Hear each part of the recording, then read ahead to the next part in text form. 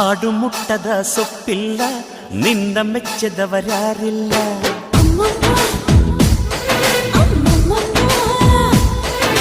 ಜೇನಿಗಿಂತ ಸಿಹಿ ಬೇರಿಲ್ಲ, ನಿನ್ನ ಮುದ್ದಿಗಿಂತ ಸಿಹಿ ಬೇಕಿಲ್ಲ.